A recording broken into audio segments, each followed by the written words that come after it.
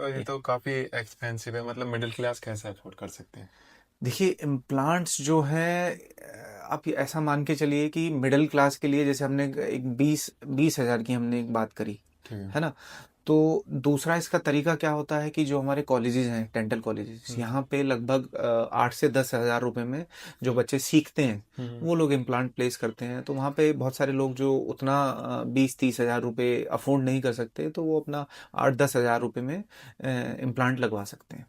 तो फॉरेन के और इंडिया के इम्प्लांट में डिफरेंस है? हाँ, डिफरेंस है, डेफिनेटली है। उनके सर्वाइवल रेट में डिफरेंस है, उनकी जो मैन्युफैक्चरिंग है उसमें डिफरेंस है, उनकी जो रिसर्च है उसमें डिफरेंस है। क्योंकि इंडिया में अभी बनना शुरू हुए हैं, हम्म।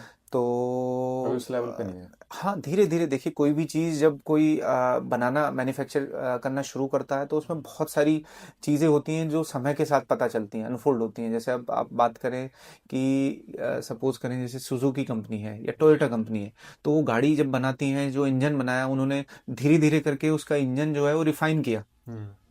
बहुत सारे उसमें टाइम लगा था नंबर ऑफ उसे। ईयर्स उसमें लगे उनकी रिसर्च में। अब कोई नई कंपनी आज आके गाड़ी बनाना शुरू कर दे, तो क्या वो टोयोटा या मारुति या एक्स वाई जी कोई भी कंपनी हो, उनको बीट थोड़ी कर सकती है, नहीं। उनकी रिसर्च को बीट थोड़ी कर सकती है। हाँ ठीक है, वो अच्छा काम कर रहे हैं, अच्छे मटेरियल यूज कर रहे हैं, सारी चीज़ें, बट वो उस लेवल में पहुंचने में कोई शॉर्टकट नहीं है उसका। तो धीरे धीरे जैसे कोई भी प्रोडक्ट बनता है, तो कहीं ना कुछ उसमें चीज़ें रह जाती हैं। तो वो समय के साथ जब वो प्लेस हो रहे हैं, क्योंकि हर तरह के पेशेंट हैं कि जो 8-10 हज़ार अफोर्ड कर सकते हैं, कोई 30 हज़ार कर सकता है, कोई 40 कर सकता है।